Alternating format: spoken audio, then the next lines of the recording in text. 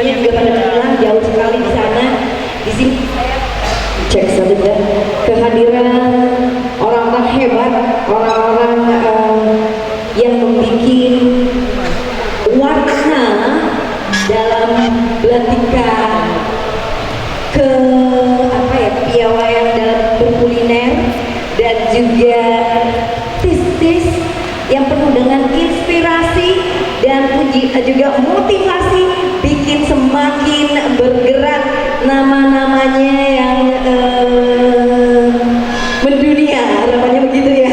Tepuk tangan dong buat kita semua yang ada di sini. Saya segera panggil orang-orang hebat yang saat ini sudah hadir menjumpai panjenengan, siap menjumpai panjenengan dengan talk show, yaitu ngobrol bareng, dimana nanti akan dipandu langsung oleh rekan saya. Saya bilang rekan supaya kelihatan muda sama dengan saya, Pak ya. Walaupun beliau sangat senior dan sangat hebat, tapi minimal saya sangat hormat. Thank you banget Bapak Agung, thank you banget telah hadir dan siap untuk memandu rekan-rekan jurnalis handal yang merupakan pencetus ide-ide kreatif. Dan juga di sini ada Bapak Nedi Putra Awe. Selamat malam Bapak Nedi. Waduh, terima kasih atas hadirnya. Bisa langsung ke sini Bapak. Beliaunya ini adalah penulis buku Soto Kambing Kios khas Malang dan juga jurnalis senior. Mana nih tepuk tangannya? Selamat. Kemudian berikutnya ada Bapak Ari Rudianto. Beliau selain juga penulis, beliau adalah peneliti di UB Antropologi. Tepuk tangan dong. Silakan Pak. Dan kita harus juga berikan tepuk tangan yang meriah buat kakak saya, buat senior saya yang saat ini siap memandu talk show malam hari ini, adalah Bapak Agung H. Buana, pelaku ekonomi kreatif.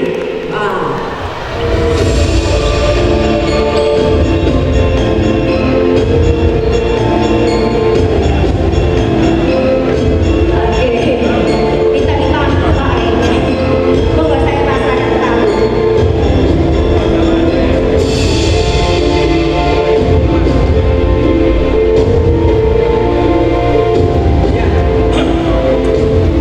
Oke, kita rehat sejenak ya. Jadi setelah tadi kita icip-icip di depan di panggung hiburan, sekaligus kita mencoba untuk makanan khas Jawa Timur, maka hari ini atau malam ini kita akan coba mengulik bagaimana sih soto kambing khas Malang bisa menjadi sebuah makanan yang legend di daerah Malang. Baik, saya mulai dengan ucapan Bismillahirrahmanirrahim. Assalamualaikum warahmatullahi wabarakatuh.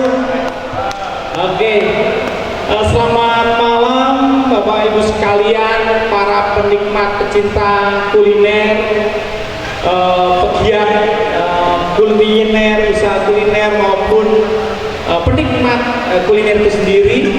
Hari ini kita akan diskusi sejenak tentang apa itu yang dinamakan dengan soto kambing.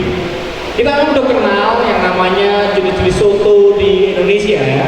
Mulai yang paling populer itu soto ayam, kemudian soto daging sapi yang paling banyak. Nah, di daerah Malang ini ada yang namanya soto kambing. Dan khasnya soto kambing ini menjadi salah satu makanan yang legend bagi masyarakat maupun mahasiswa yang tinggal di daerah Malang Barat. Malang Barat. Oke, hari ini kita akan kehadiran dua orang narasumber yang akan membicarakan tentang apa dan bagaimana soto kambing itu menjadi sebuah makanan yang populer. Tidak hanya sekedar segar, gurih, pedas dan lain-lain, tapi kita ingin lihat lagi seperti apa soto kambing itu bisa bertahan dengan rentang waktu yang sangat sangat panjang. Dan hari ini kita akan diskusi dengan Mas Ari Budianto.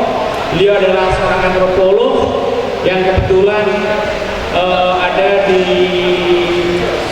staf akademik FIB UB, yang kebetulan bersama Mas Nedi Putra melakukan eksplorasi tentang bagaimana suku kambing itu mulai A sampai Z-nya, gitu ya.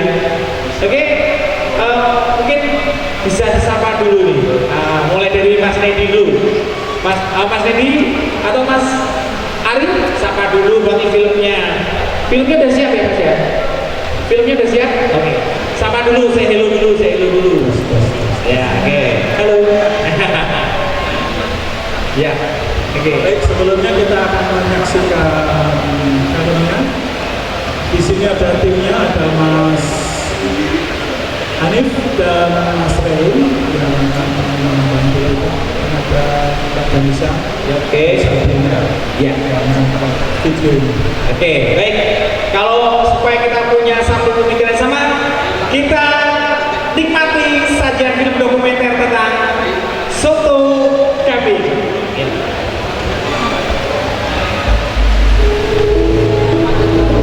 Terletak di ujung Provinsi Jawa Timur, Kota Malang berdiri sebagai salah satu kota bersejarah sekaligus salah satu pusat budaya dan budaya. Dengan udara sejuk yang dikelilingi pegunungan, Malang dikenal sebagai kota wisata yang memikat hati setiap pengunjung. Seiring berjalannya waktu, Malang juga tumbuh menjadi ruang pertemuan berbagai tradisi dan seni. Dari interaksi masyarakat lokal dengan para pendatang, lahirlah ragam kuliner yang memperkaya wajah kota ini. Dari sudut jalan, pasar, hingga kawasan modern, menyuguhkan jejak rasa yang mencerminkan dinamika kehidupan warganya.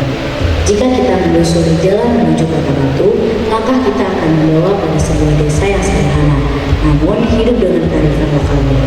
Tegal Bodo terletak di Kecamatan Karangproso, Kabupaten Malang. Desa ini berdiri di jalur strategis penghubung antara Kota Malang dengan kawasan wisata Batu. Desa Tegal Bodo yaitu ada dua kata. Yang pertama kata Tegal, yang kedua yaitu kata Bodo.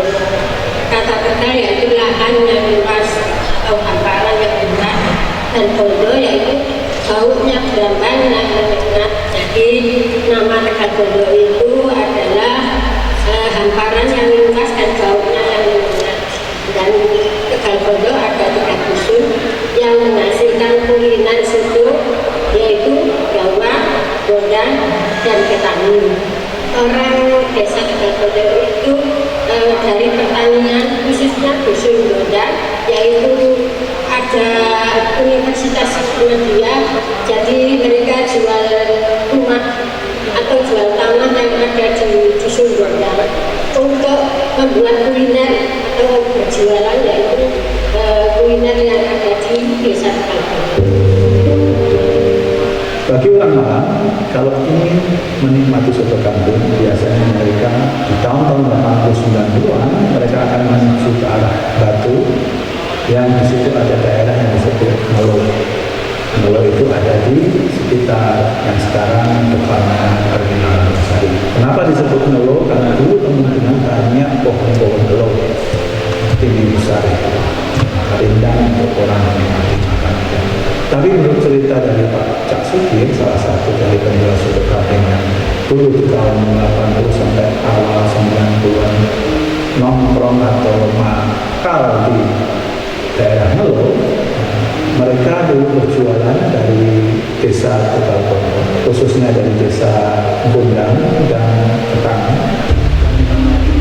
Desa Tegal Bodo menyimpan esensi kehidupan yang khas, di mana lahan pertanian yang masih terjaga, jalan desa yang selalu ramai, hingga warung-warung kuliner lokal yang masih menjadi tempat singgah para pelintas. Mana baru kan pertama kali ya kok enak.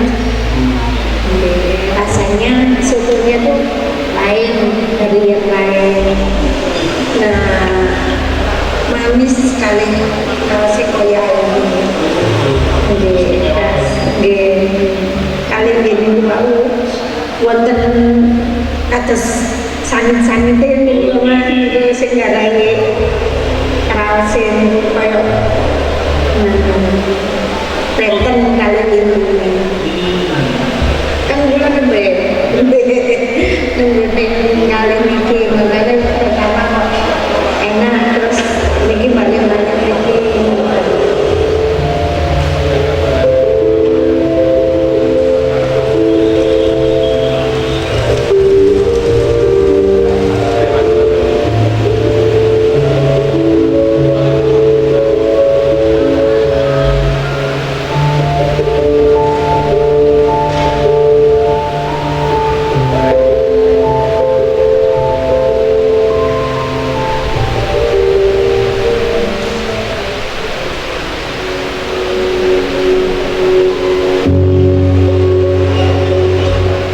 Sejuknya embun di pagi hari mengiringi ruas jalan kecil di pinggir pantai. Ada rumah yang berulang tapi tak pernah senang. Keluarga Pasukin dengan tangan yang sudah terbiasa menjaga aksi warisan perlahan membuka waktu menjadi warisan. Setiap gerakan bukan sekedar persiapan jualan, tapi juga dedikasi dalam memberikan yang terbaik. Dari pikul habis sangat antik meneguhkan identitas untuk kami. Lalu kayu bakar yang kemudian satu persatu seakan jadi tanda bagi siapa saja yang gemar ada cerita hangat yang sebentar lagi akan tersaji. Di balik kursi yang ditata, meja yang dibersihkan, dan peralatan yang disiapkan, dari sinilah keluarga Pasukir bisa bertahan, bahkan menghidupi generasi demi generasi. Kuliner ini bisa kita nikmati lebih lama karena ada mereka yang setia menjaganya. Dengan comot masa maka itu juga ada oh iya kan ibu Sumiati tumut yang merencana dengan pasti ada yang merencana terus hanya yang mendapatkan atau menyalur mawar boten jadi menguasai mengalir boten ngatur itu tinggi sama itu saking kambing itu apa namanya? saking kamu soto ini gua ini itu apa ini saking betul sapi campur kali ini campur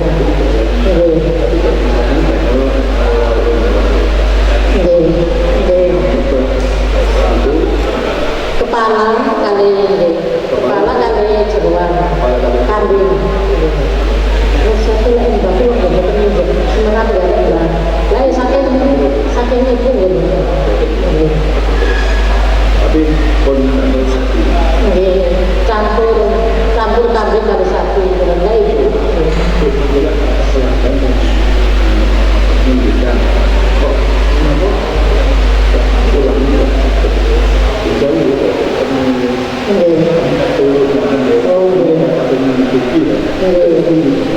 dia itu godok sampai jam 3 itu komunikasi jam 6:30 hati jadi paru kepala daging sapi kali bapaknya ya itu bapaknya sapi sebelum datang itu kemudian tunggu apa tunggu dia godok pulang dia nah pulang dia mana godok pulang terus dia buntas tulangnya dipotong-potong terus kemudian lalu pun kita sebatas ulangnya double tua tubuhnya dilekatkan ke lalu kalbunya itu tubuhnya itu masuk ini tubuhnya itu bawang, berambang, laos, jahe, kunyit, merica terus itu yang godok ulang diparingi daun jeruk kali seru jadi itu wiji, gula oh bukan mereka sempat itu dengan dalam situ kok pancet mulai ini karena mungkin itu kasih pancet pulang bukan mati merokok bumbu pulang pancet lalu dari mana asal soto itu? Banyak peneliti termasuk saya sendiri yang mengkaji tentang asal usul soto ini merujuk pada peranakan Cina yang ada di Jawa dan itu dilacak secara etimologis atau asal usul kata ini itu berasal dari bahasa menyebutkan tentang salah satu bagian dari tradisi Dewan, yaitu Chalto atau babat handuk. Jadi Chalto itu adalah salah satu dari beberapa macam babat yang ada di perut sapi, babi, babi, dan lain sebagainya, yang itu kemudian menjadi salah satu yang menyebutkan semuanya. Jadi ada pasto betul, analoginya itu seperti itu. Jadi kata babat handuk mewakili semua jerohan, tidak hanya bagian babat. Nah, sementara kata shoto itu artinya memasak isi perut, memasak babat. Tidak hanya dari situ, berita-berita dari majalah dan koran-koran lama yang Belanda juga termasuk kamus-kamus kuno yang Belanda menyebutkan bahwa soto memang awal pertama kali itu dijual-belikan oleh kaum perantau, jadi Cina yang berada di Jawa. Nah, tidak hanya di situ, kita juga bisa melihat bahwa peniruan itu juga dialami dalam cara penjualan atau angkring. Jadi nanti kita bisa lihat bagaimana angkring itu kemudian yang berasal dari lokal kita dan kemudian bertemu dengan Cina, kemudian bertemu dengan estetika dari Jawa Timur dan Madura, itu menjadi semakin bertumbuh, semakin melengkung. Ada beberapa faktor politik dan ekonomi yang termasuk di sana juga. Yang pertama adalah faktor fisika. Kenapa yang lurus-lurus itu biasa angkring dulu yang kalau di Jawa Tengah sampai ke Jawa Barat itu lurus dulu. Tapi kalau yang dari Jawa Timur semakin melengkung dan semakin melengkung dan semakin melengkung. Nah, soto kambing di Malang ini ada dua jenis sebenarnya. Yang satu memang dari utara Sungai Berantas, Tegal Pondok, menggunakan petani tadi. Yang kedua adalah dari selatan Berantas, yaitu daerah Daun, ada Tegal Leru, ada Cetes, apa itu Daun. Itu punya hal yang berbeda. Nah, soto kambing di Tegal Pondok biasanya umumnya dia memakai kokolan kecil yang seperti lalat. Sementara yang di sebelah Daun itu pakai kecambah. Itu yang menjadikan ciri khas yang berbeda dengan tekstur taste yang berbeda juga. Ya. Dan ini yang menjadikan soto kambing Malang tidak tunggal, sangat dinamis dan unik. Nanti kita juga menemukan soto kambing yang sedang berproses untuk menjadi hal yang taste-nya baik. Tahun 85 oke. Keliling dulu nih, keliling. Oke. Ten Lambung Sari, ten Buyangan, Karuman itu. Nah, itu kalian atas tahun itu? Kurang paling 2 tahun ya paling sekitar 2 tahunan. Terus Manggil deh, Lambung Sari Ngeluh. Oke. kamu itu Pulau Montra, enggak, sana sekarang pulau gambar. Kenapa? Pulau paling ramai ya dan itu ramai, kan dekat kampus. Enggak, tapi dulunya bukan enten kampus loh. Enggak, nek rumah Solo nggih boten, tempun kebiasaan. Enggak, nek niku nggih tetap nggih rencane adik itu dari nomor kalau kali adik betul lontong ini nggih tempat mikul panjang ini lho adik nggih mboten nate wae cuma lek kula jenenge lontong dalu paling nek enten tiyang sing mboten kenal mboten nate lek kepanitiaan mboten anu nek tiyang Semarang mboten malah nyisih nggih malah nyisih ya Tentang nek kula nggih terus arep. Nggih. Nek yang kula sering ngoten niku sebenarnya. Tasih koyoke tasih rame tenan. Nggih. Mriki tapi nggih lumayan rame Pak. Nggih, lumayan rame menawa mriki. Nek tiyang niku nek pun nate mlebu soto kula niku koyoke suatu hari atau lain hari pun mesti balik. Enggak, mesti balik. Kayaknya buat jarang mau balik. ngaji balik. Nggih. Nggih.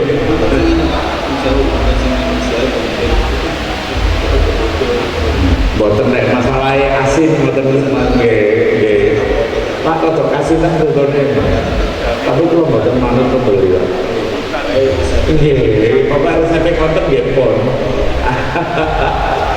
Mbak Ela sing mboten seneng kecap anu mek ngomong terus selain tradisional ini bisa jadi sampai nggih, tapi kalau kada seneng pembeli Pak kira ngeten kira kula mboten manut. Nggih, enten ngeten nggih wis ngeten iki lho. Nggih, nggih. Harapan jenengan perusahaan itu yang membiayai banyak calon pekerja nggih soalnya kan nggih paling lagi ini nggih paling kalau memang sepuh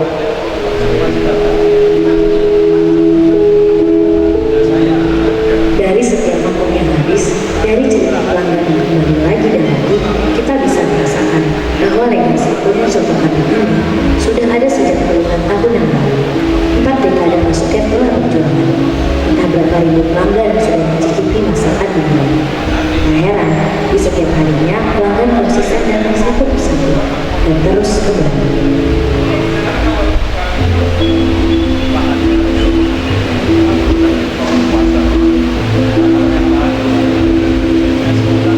Perjalanan kuliner soto kambing di Tegal Bondo tak berhenti di satu titik saja.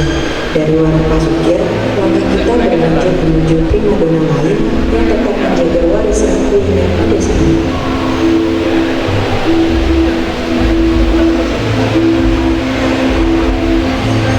Menelusuri cerita lama daripada keluarga Pantosi, di balik foto lawas ini tersimpan kisah seorang legenda Pantosi. Beliaulah yang dulu meracik, menjaga, dan memperkenalkan soto ini kepada banyak orang, terutama di daerah Tasikmadu dan tetangga. Hingga kini, jejaknya tetap hidup dalam setiap suapan yang kita nikmati lewat generasi penerusnya. Warisan Pantosin bukan hanya tersimpan dalam ingatan, tapi juga hadir nyata di semangkuk soto kambing. Kuliner yang telah dijaga selama beberapa dekade menjadi simbol warisan bagaimana rasa, ketekunan, dan cinta pada tradisi. Semangat pagi di Tegal Bondo selalu dipenuhi keuletan dari halaman rumah sederhana milik Mas Udin. Mas Udin mulai menyiapkan dagangan dari pihak tua yang setia menemani. Perlahan bahan-bahan soto dibawa menuju warung. Setiap perjalanan kecil ini bukan hanya sekedar rutinitas, melainkan upaya menjaga warisan rasa yang telah dititipkan. Sesampainya di warung, kursi diturunkan menjadi tata, peralatan dapur disiapkan. Gerakan seksama dengan penuh makna, karena dari sinilah sebuah warung bisa hidup, menjadi tempat singgah dan kenangan bagi banyak orang.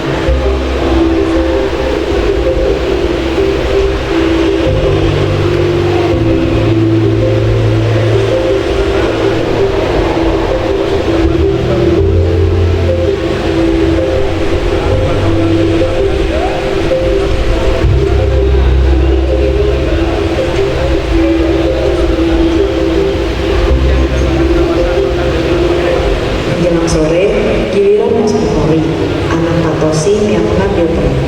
Ia memutuskan estafet kerja, menyalakan tungku, meracik bumbu, hingga memastikan soto kambing siap tersajikan. Di balik persiapan dan hangatnya kuah soto yang tersaji, ada cerita panjang yang layak dituturkan.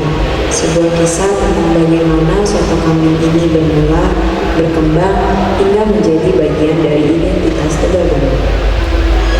Dulu waktu itu awal jualan leleng pelanggan teman kantos akhirnya tuki stoyong nggih terus awal tahun ke 90-an leleng tentang Tasikmadu film Langgeng Sari itu Pak Le Pak Supir yang keren Langgeng Sari Tasikmadu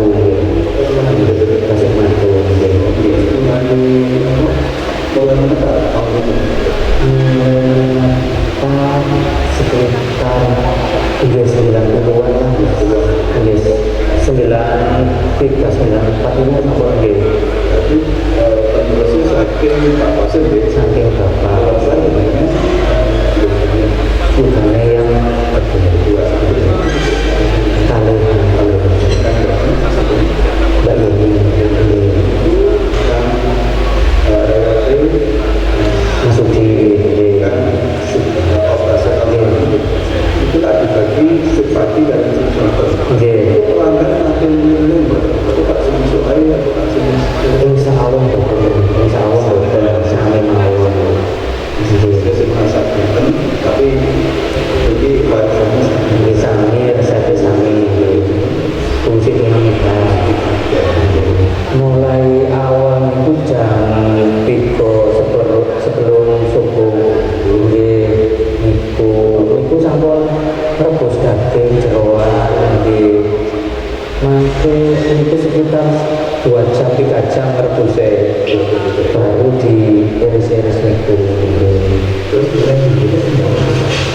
kayak pulau kalau ini resep di bebas satu itu di sampai ibu buat modifikasi tetap insya Allah itu bumbu jahe, kunyit, laos, tumbar, miri, serai, jeruk purut, gendis, abrit, micin, garam, lek sak niki niku di blender niku nggih. Cuma bawang brambang digoreng riyen nggih bawang brambang.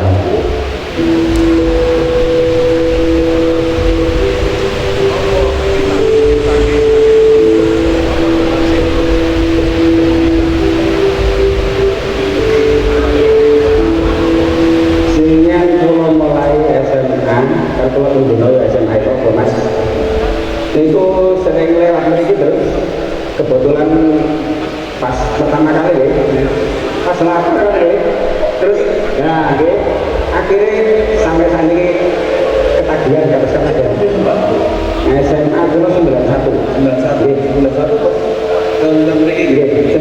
mulai dari dibangun nih tapi bapaknya rasanya tetap jadi meskipun berubah generasi masih tetap ya cuma bangunannya yang berubah gurih manis itu nama kecap kali jeroan Benten itu tenang nih koyang lek singan kan tasih dekat sawah makanya dia di suatu sawah mungkin andai semilir gitu loh itu pergi ketinggal sawah lah memang kemajuan zaman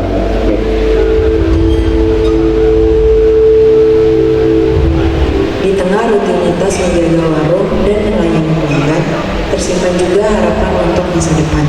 Mas Bukhari dan Mas Udin tidak hanya melanjutkan jejak ayahnya, tetapi juga menatap ke depan dengan harapan yang ia simpan untuk warung ini. Soto kambing bukan hanya tentang daging dan kuah, melainkan juga tentang ingatan, kebersamaan, dan rasa yang tak lekang waktu. Selama masih ada tangan-tangan yang sabar meracik bumbu dan cita rasa yang terus merindu pada aneka kuah, kuliner ini akan tetap hidup. Bersama mereka, para penjaga rasa, kita bisa terus menikmati soto kambing lebih lama, lebih dalam, dan lebih bermakna.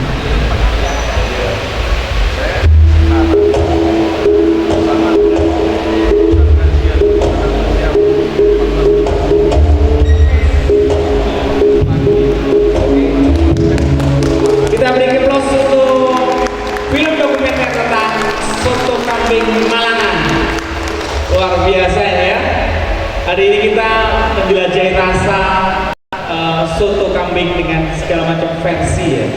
Ada soto kambing versi Pak Tosin, ada soto kambing versi Pak Sukir, ada lagi soto kambing Vinolia dan lain-lain. Nah, sekarang kita mau tanya-tanya ini kepada para peneliti ini.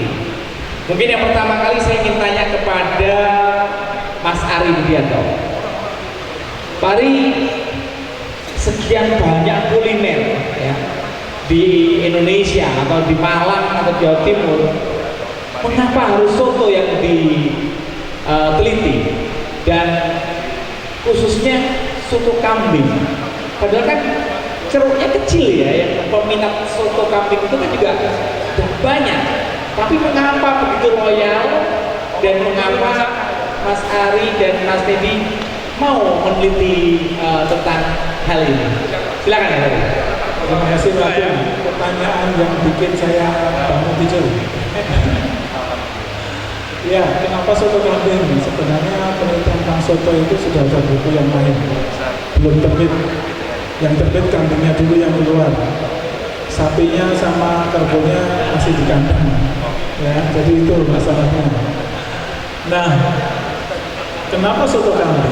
Karena ini satu yang unik saya temukan dalam perjalanannya. Kemudian saya coba ajukan pendanaan karena nasib peneliti seperti kita, ya, itu susah mendapatkan dana penelitian, apalagi yang humaniora kayak gini. Ya, padahal ini penting sekali. Apalagi melihat tulisan-tulisan di kanan kiri kita ini belum ada ceritanya itu. Ya, itu sangat-sangat memprihatinkan karena cerita-cerita yang ada di panel-panel itu masih cerita-cerita yang sudah ada, kita klik Google aja selesai. Bukan cerita tentang orangnya, tentang budaya, tentang itu gimana sebenarnya. Bukan hanya sekedar Pak Sukir kita beli makan selesai hilang. Nah, sementara kita nggak punya catatan sama sekali.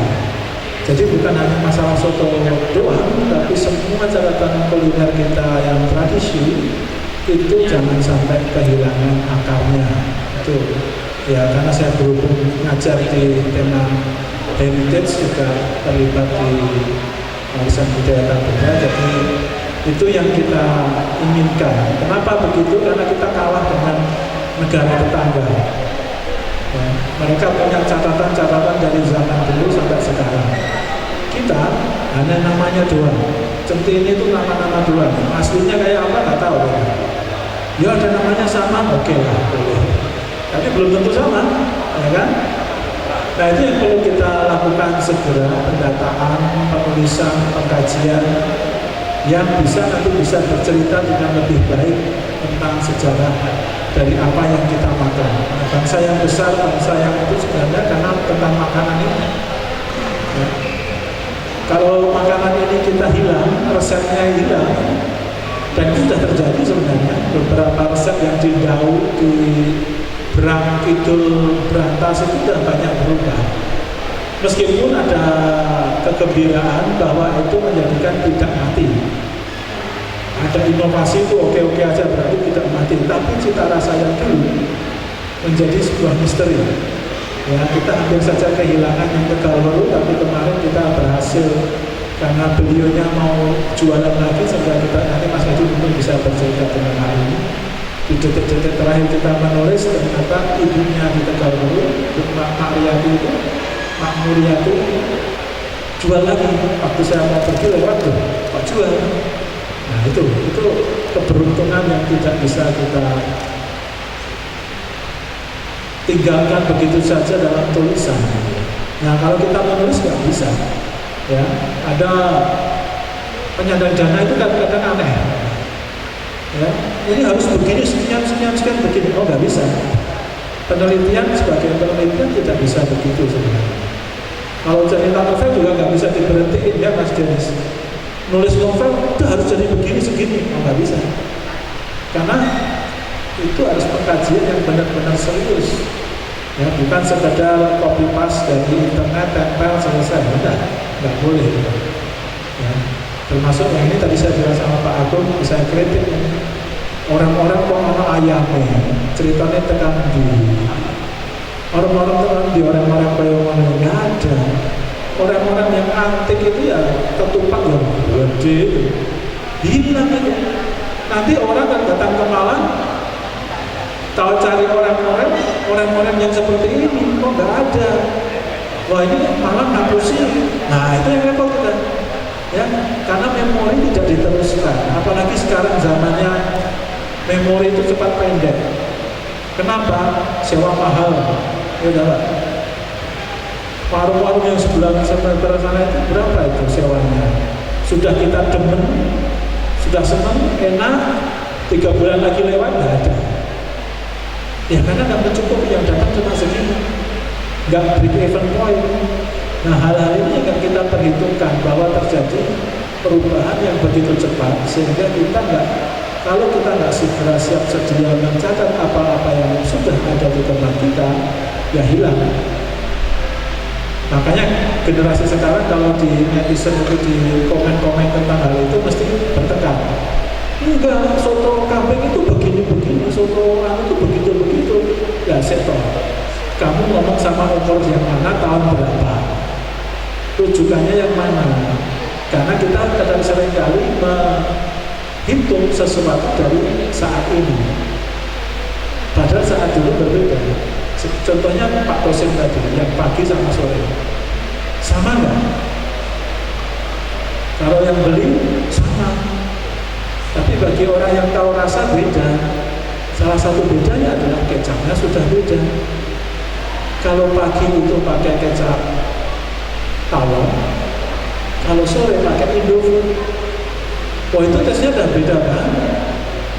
Bagi orang yang suka makan tahu, tapi bagi orang yang hanya suka makan-makan, ya belum tentu tahu. Dan bahkan juga karena memori kita yang pendek begitu itu, ya seakan-akan sama gitu. Padahal tidak. Ada perubahan-perubahan kecil yang itu kita juga harus perhatikan. Kenapa saya melakukan ini perhatian seperti ini? Karena yang kecil-kecil itu menunjukkan perubahan zaman. Contohnya bakso, ini mau terbit juga, tapi belum. Ya, bakso Malang sama bakso Solo itu beda, dan Jogja itu beda. Soto kambing ini juga sebenarnya 3. Nelo itu genre tersendiri sebenarnya. Yang itu masih tersisa di soto kambing Sengkaling penerusnya. Cuma satu-satunya itu, nggak ada yang lain. Kalau itu habis, ya habis. Bagi orang mungkin berbeda sama rasanya, enggak, itu ada keluarnya. Dia pakai keluar, jadi kayak rawon. Tapi saya nggak kuat kalau di situ, atos. Dagingnya itu keras sekali, saya nggak kuat lah. Nah itu hal-hal seperti ini yang menjadikan saya dan teman-teman ingin mencatatkan ini semua. Ya, nah, setelah ada 2-3 buku yang sudah saya mulai tentang hal itu, dan itu ingin bisa berlanjut, tapi seringkali pendanaan tidak ada. Nggak tahu ubi ini gimana. Terima kasih Pak Gun. Iya, Mas Ari. Artinya ada upaya untuk melestarikan ya, karena memang sebuah masakan atau hidangan itu mencerminkan sebuah peradaban. Ada masa, ada cerita, ada hal-hal yang unik. Nah, untuk yang hal-hal yang unik ini saya ingin tanya ke Mas Dedi. Ketika Mas Dedi menjumpai para responden yang memperkuat penelitian tentang soto kambing Malangan ini, ada hal yang menarik apa yang Mas Dedi bisa ambil sehingga ini bisa memperkaya gurihnya buku tentang soto kambing ini? Monggo. Terima kasih Pak Agung. Selamat malam buat para hadirin semua. Assalamualaikum warahmatullahi wabarakatuh. Terima kasih atas kehadirannya, dan memang yang banyak hal yang baru yang saya terima ya, walaupun mungkin saya sudah berjalan cukup lama menjadi seorang jurnalis, ya belum lama amat ya, sejak tahun 2005 ya, tapi 20 tahun.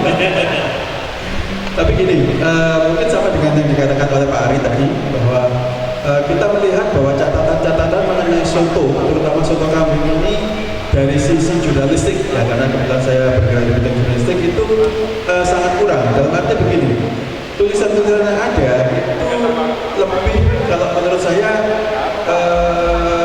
apa ya, banyak seperti kulitnya saja kalau saya melihat. Jadi kulitnya dalam arti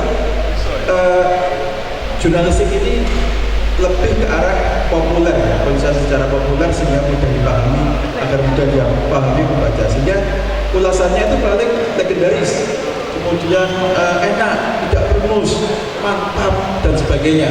Jadi mungkin sudah terpengaruh oleh model-model di media konten ya, di konten-konten di YouTube dan macam-macam seperti itu ya. Sehingga kalau menurut saya ulasannya kurang dalam. Bahkan salah satu media yang menurut saya itu paling kuat ya, itu di Malang. Itu belum ada bahasan sama sekali ya. Ada satu media yang mungkin dengan tahu semua, media itu kuat, salah satu media arus utama yang paling kuat, membahas soto kambing pun tidak terlalu detail gitu loh. Sehingga dari sini begitu saya diajak oleh Pak Ari, ayo bikin tulisan tentang ini, saya tertantang dan ternyata tantangannya luar biasa. Hal pertama pada saat saya datang itu uniknya satu, saya mulai bekerja itu pas waktunya besar, waktunya Idul Adha, pas tutup semua. Ya, jadi itu sudah tantangan sendiri tuh. Saya kaget, saya lupa ya, kambing tutup semua. Jadi saya lapor, Pak tutup lah, iya waktu betul pas bayar rioyo, ya jelas tutup ya. Saya lupa juga gitu loh, gak ada pikiran. Ya, semuanya sudah tutup sehingga waktu itu akhirnya 3 atau 4 hari kita nggak dapat apa-apa gitu. Baru setelah itu saya datang, hal pertama yang paling saya temui adalah ada semacam retensi dari masing-masing penjual. Mereka merasa bahwa saya datang untuk merepotkan.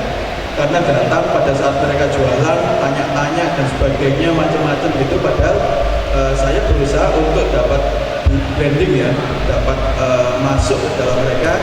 Saya menggunakan kemampuan saya berbahasa Jawa yang paling dalam, yang paling romo supaya bisa masuk gitu ya. Jadi itu tantangan yang utama, bahwa mereka merasa bahwa ini ada ngapain kamu di sini. Nah, terus saya terus saja baru ini kita sudah 3 bulan Mbak Arya, itu baru bulan kedua mereka baru open. Bayangkan bulan kedua mereka baru open. Jadi ada 8 warung yang kami teliti, dan tiap-tiap warung itu tidak bisa didatangi hanya 1-2 kali saja, berkali-kali. Awalnya tetap saya beli juga ya, karena ada dana, kita tetap beli, kita coba untuk uji organoleptik ya istilahnya itu ya. Tapi baru bulan kedua rata-rata mereka baru bisa membuka, sampai akhirnya mereka mau diwawancarai untuk di filmnya. Jadi seperti itu kan. Wah, luar biasa. Beri puas dulu dong, ini perjuangannya Pak Edi dan Pak Ari, luar biasa. Oke, balik lagi ke Pak Ari. Ari, ini kan sebuah akulturasi budaya. Ada budaya Cina, peperanakan, ditambah dengan kultur masyarakat Jawa atau Madura yang memberikan rasa lebih dalam lagi tentang soto kambing. Nah, sebenarnya sampai sejauh mana sih soto yang asalnya dari Cina daratan ini sampai ke Malang katanya otentiknya, perubahannya ini seperti apa? Jangan-jangan ada perubahan yang signifikan antara soto yang diproduksi oleh orang-orang kita di awal-awal soto kambing itu ada hingga sekarang. Seperti apa perjalanan dinamikanya? Hari. Nah itu pertanyaan yang panjang, kayaknya waktunya nggak cukup ya. Jadi nanti mungkin harus membaca bukunya. Semoga bisa dicetak dengan duit yang minim. Dan ini nggak perlu diperjualbelikan, jadi maaf kalau yang nggak bisa dapat, itu aja. Nah itu problem yang panjang.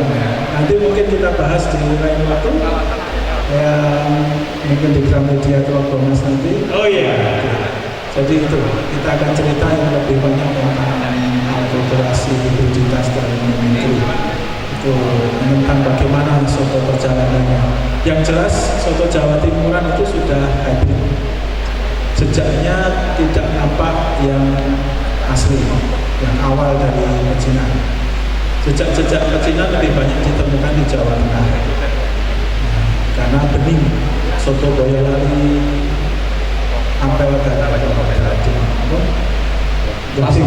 Jadi langsung Boyolali, Boyolali, Sidoarjo, Jogja, itu sudah ada satu. Pokoknya yang tipenya bening, yang tidak berempah banyak. Ada rempahnya tapi tidak banyak. Kalau sudah rempah banyak itu sudah memiliki sedikit. Tapi kalau sudah menjadi kuning itu sebenarnya pengaruh dari bumbu kuning atau opor. Ya. Itu. Jadi Lamongan itu termasuk yang bumbu opor orang. Itu berbeda nanti ke Jawa Barat, Jawa Betawi sama apa itu lebih pengaruh dari gulai. Kalau kita ke opor, Jawa Tengah, ke Timur itu opor. Nanti muncul dari Jawa Timur nanti masuk ke Jawa Tengah lagi muncullah nanti soto-soto yang buah kuning seperti sebagian di Kudus. Jadi di Kudus ada dua, kuning dan bening. Itu yang membedakan. Nah kalau bening nanti ke Semarang ke bawah sampai ke Vostolentum. Vostolentum itu kerajaan Mataram. Nah, Mataraman itu yang paling banyak nanti jenis-jenis soto yang paling dekat dengan Cina. Oh, jadi baru tahu nih ya. Ternyata kita jadi menambah pengetahuan kita nih bahwa semangkuk soto itu ternyata juga seperti semangkuk ilmu pengetahuan gitu ya, dan penuh rasa gitu ya. Nah sekarang Mbak Nedi, dari sekian banyak 8 objek atau responden yang diajak diskusi, kriteria di dalam menyampaikan sebutan soto kambing itu ciri khasnya itu di mana?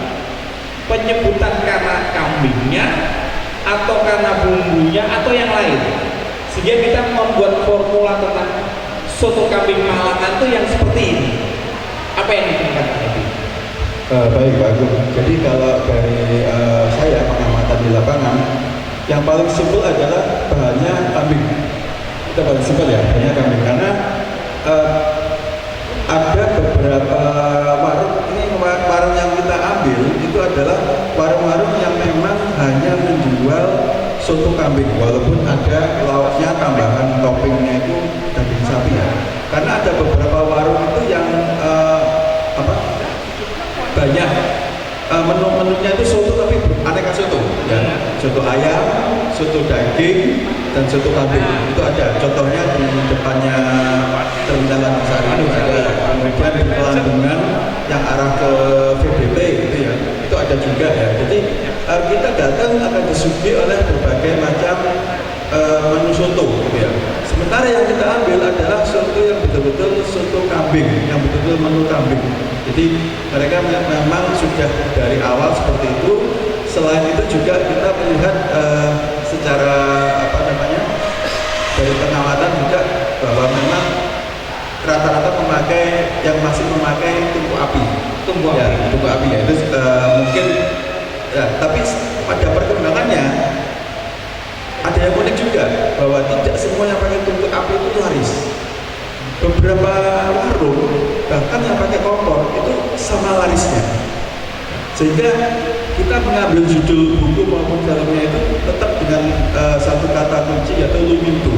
Saya sendiri heran ya, baru datang, saya sengaja kadang-kadang kalau datang itu pas waktunya opening ya. Kalau restoran itu waktunya dia buka, prepare, opening gitu ya, baru prepare itu sudah ada yang datang. Ya, baru prepare sudah ada yang datang ya. Kemudian sampai sore dan macam-macam, kadang-kadang saya datang pas maghrib, saya maghriban di masjid dekat situ, maghrib itu masih sepi, sekitar sebelum maghrib mulai kayak larang datang lagi, dan itu hampir terjadi di semua soto, walaupun ada satu warung yang agak dalam satu catatan kami itu yang mungkin akan dikhawatirkan akan hilang juga nanti, karena apa? Karena tidak ada penerusnya. Jadi setiap warung akan kita tanya siapa penerusnya, ada nggak kira-kira? Itu akan menjadi catatan kami. Jadi kriteria seperti itu Pak. Jadi yang pertama kambing, yang pertama kambing dulu. Kita terpaksa mengesampingkan dari warung-warung yang pakai aneka lauk. Jadi salah satunya. Jadi yang dicari adalah yang benar-benar spesial menyediakan soto kambing. Soto kambing. Oke, luar biasa. Oke, saya ingin berbagi tentang bagaimana soto itu menjadi bagian dari kehidupan kita, yaitu masyarakat Malang dengan soto kambingnya.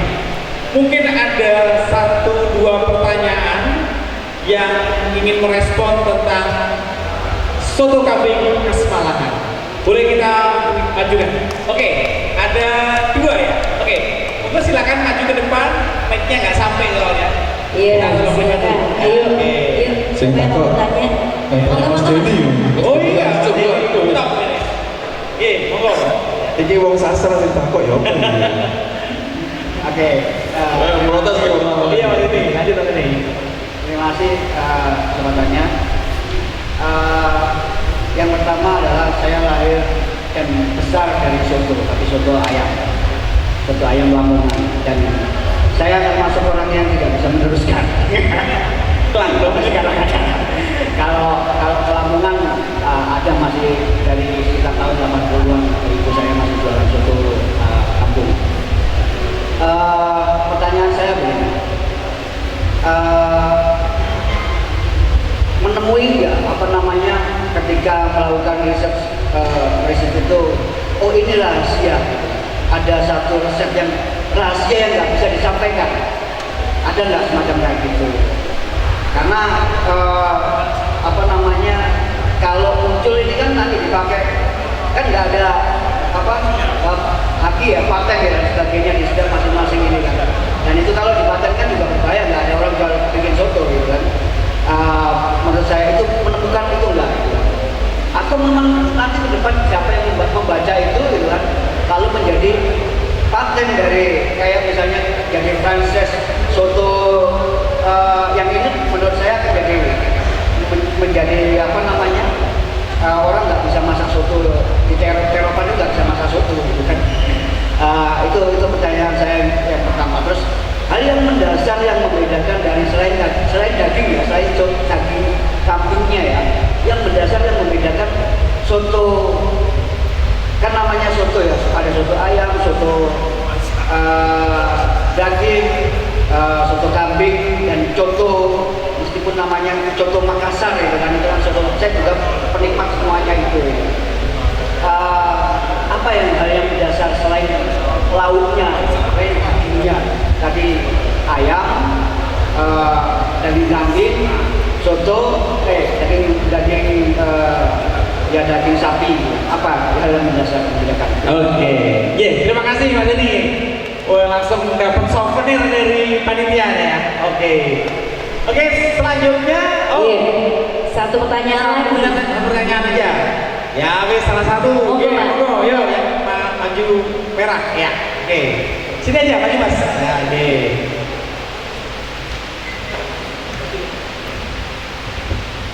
Terima kasih. Soto kambing ini baru saya dengar Pak. Saya bukan asli Malang, saya orang Bojonegoro. Dan ternyata di Malang itu ada soto, namanya soto kambing. Mas Ari Budi itu kan orang, kita sama-sama pernah kuliah di Jogja ya. Tadi saya juga bicara dengan Mas Budi. Di Jogja itu ada namanya, yang legend namanya sop kambing di depan Business Day. Sop kambing itu legend sekali di Jogja.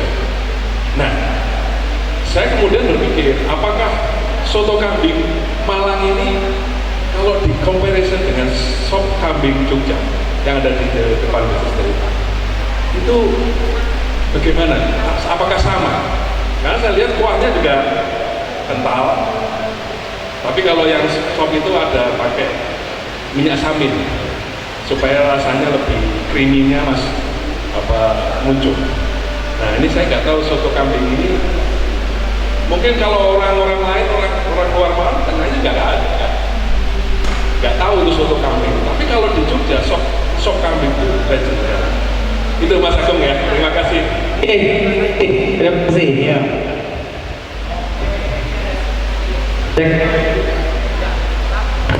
Langsung dijawab aja ya, biar menghemat waktu.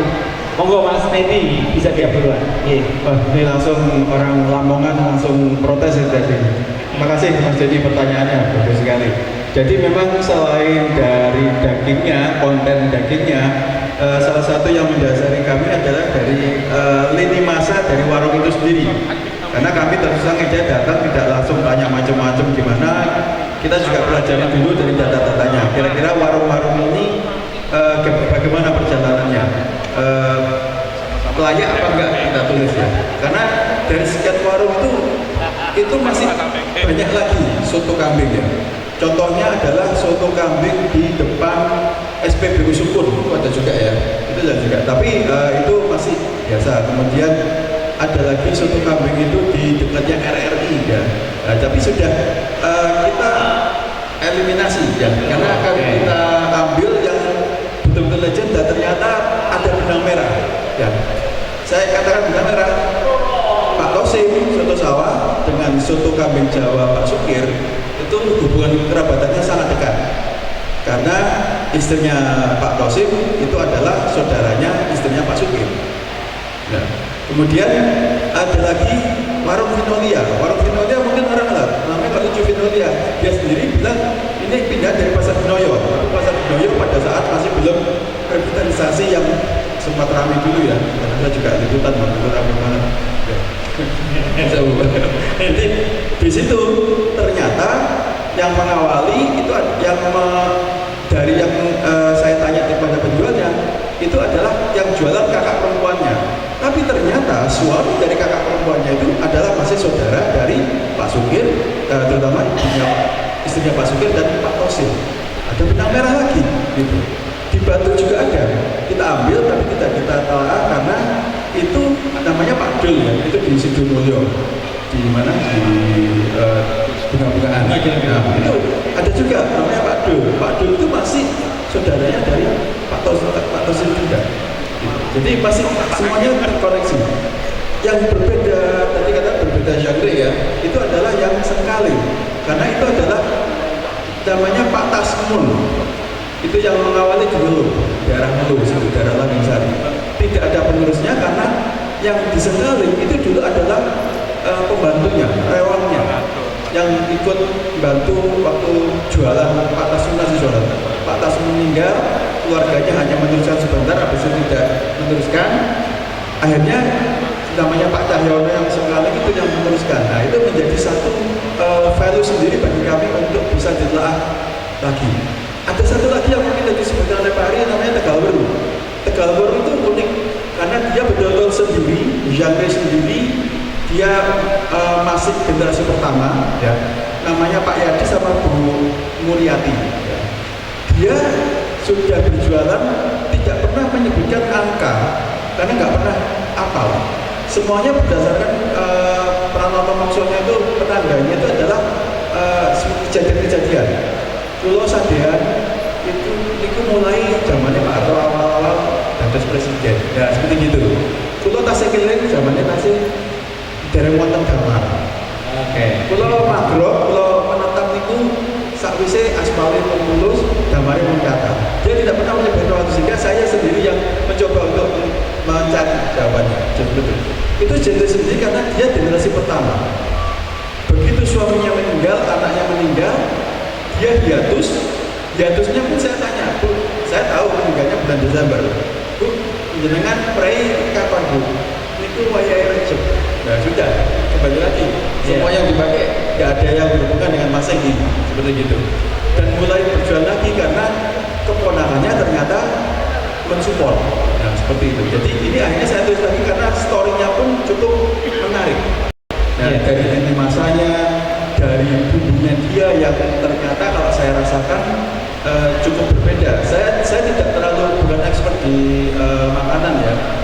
Dan apalagi soto kambing ini mungkin Pak Ari tahu ya, saya paling nggak bisa makan jeroannya. Jadi saya bingung, saya teliti tapi saya nggak bisa makan. Jadi saya makan itu cuma awalnya aja, habis itu saya bungkus supaya mereka tidak tersinggung gitu. Itu masih pertama saya putih. Berikutnya saya susah. Begitu datang sudah dibikinin. Karena mereka merasa sudah open gitu loh. Pak monggo Pak, sekecap aduh bingung saya ya opo gitu. Jadi seperti itu. Jadi dasarnya itu adalah dari lini masanya, dan ternyata memang dari situ ada. Dan satu lagi seperti yang di Jetis ya, itu dulu rame daerah setelah masjid besar di Jetis itu setelah umum itu setelah ramai sekarang sangat sepi dan kemungkinan akan bisa-bisa akan berhenti karena nggak ada penerusnya, anak-anaknya nggak ada yang mau. Baik. Jadi seperti itu. Iya, terima kasih Bang Ari. Sekarang Bang Ari, apa beda dengan sop kambing atau soto kambing yang ada di Jogja? Iya. Itu nggak di depan Bethesda, itu sampingnya Pantai Rapih. Sampingnya Pantai Rapih. Ya, jadi itu sop kaki kambing itu Betawi. Meskipun mungkin penjualnya bukan orang Betawi, tangerang biasanya. Sama dengan Surabaya, soto Surabaya nggak ada ya. Itu orang Lamongan sama orang Madura. Tahun berapa kita ngomongnya, tapi kan begitu. Jadi penamaan itu kadang-kadang menjebak kita juga. Dan sudah kadung terjebak, akhirnya kita nggak bisa kemana-mana. Nah, bedanya apa? Sop kambing dan soto kambing. Sama-sama kambingnya, tapi berbeda. Sotonya itu lebih ke kuah yang lebih ada pengaruh gulai-gulai Arab India. Makanya dia pakai samin. Dan bumbunya juga lebih komplit, ada bumbu India. Sedap. Makanya mesti bingung, bumbu India itu apa bedanya dengan Indonesia? Sebenarnya tidak terlalu berbeda jauh, hanya saja cara peramuannya itu menciptakan bau tersendiri. Dan biasanya bumbunya bubuk, sudah kering. Ya. Jadi yang membedakan dengan cita rasa gulai dan kare. Kare itu basicnya masalah dari India itu bubuk. Makanya di sop kaki kambing banyak pakai bumbu kare bubuk juga. Ya. Itu mirip nanti dengan empal gentong, tapi bukan disebut soto. Iya, itu soto juga. Kalau kamu sebut kata etimologinya dari sop jeroan. Ya. Kalau coto gimana? Kalau coto itu bukan soto, kan pakai S sama C, kan beda. Kalau coto capi, misalkan soto sapi, bukan begitu. Tapi saya masih waktu ke Makassar saya coba aja, tapi saya lupa untuk beli tauconya. Sama nggak dengan tauco di Jawa? Ya, karena tauconya itu sangat kental. Tapi itu kapan? Itu masih misteri. Karena teman saya orang Bugis dan sejarawan juga, saya tanya dia namanya yang namanya Pak. Dia di Departemen Kebudayaan itu pernah jadi seperti Bang Fe, Dirjen Kebudayaan setelah Bu Edi Setiawati. Itu dia cerita soto Makassar nggak seperti sekarang. Soto Makassar itu bening. Nah itu ada sebuah cerita nanti kenapa begitu. Jadi banyak hal yang menjadi kebetulan akhirnya menjadi beneran. Maka kayak brownies itu juga kebetulan kecelakaan. Ya, soto Makassar salah satunya yang terjadi karena kecelakaan politik. Jadi rata-rata yang saya temukan perubahan itu juga perubahan politik yang berakibat pada perubahan ekonomi. Soto kambing ini sangat booming dan hype ya, pada tahun 1930-an. Dan satu-satunya artefak yang masih ada di Kediri, di Johor, di Mojo, di perbatasan kota sama itu ada Bajani, itu 1931. Di tahun-tahun apa itu? Pak Anu tahu itu sejarahnya. Tahun berapa? 20-30 itu ada Yaman meleset, Malais. Yaman orang ekonomi krisis moneter seluruh dunia saat itu. Ya itu yang menjadikan kerbau daging sapi itu mahal. Nah alternatifnya tidak hanya soto kambing, ada kucing, ada yang lain-lain tikus, apa itu cerita-cerita yang biasa itu. Tahun 50 juga terjadi lagi, tahun 65 juga terjadi lagi.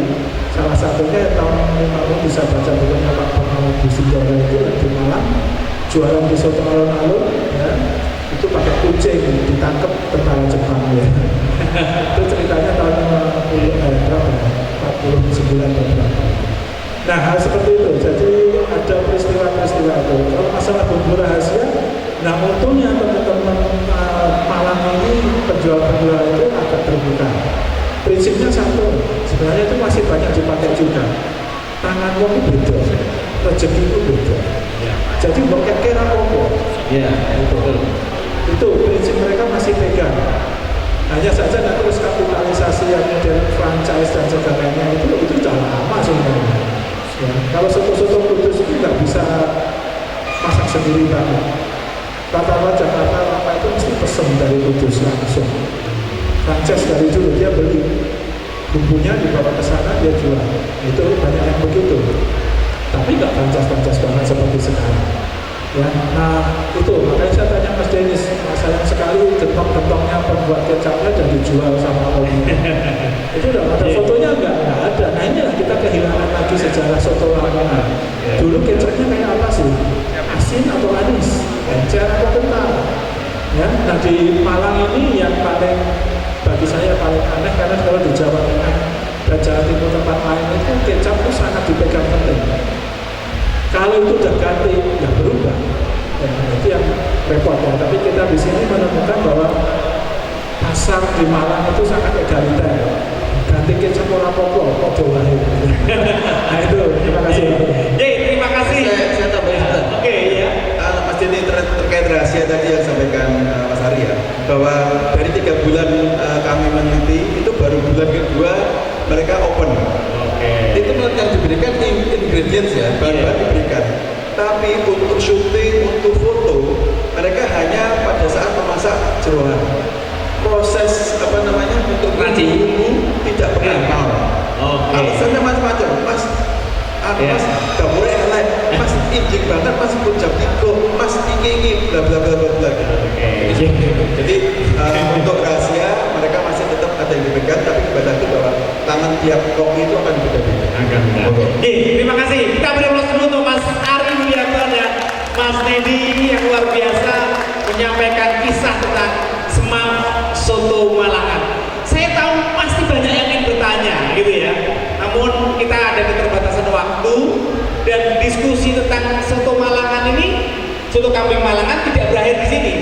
Karena nanti minggu depan kita akan diskusi di Gramedia Talk Mas. Kita akan diskusi tentang soto kambing Malangan yang lebih dalam lagi dan lebih kental rasanya. Gitu ya. Terima kasih atas perhatiannya semua yang sudah hadir menikmati sajian soto mangkok soto ini. Untuk mangkok soto yang kedua tunggu ya. Minggu depan kita akan ada soto mangkok yang kedua.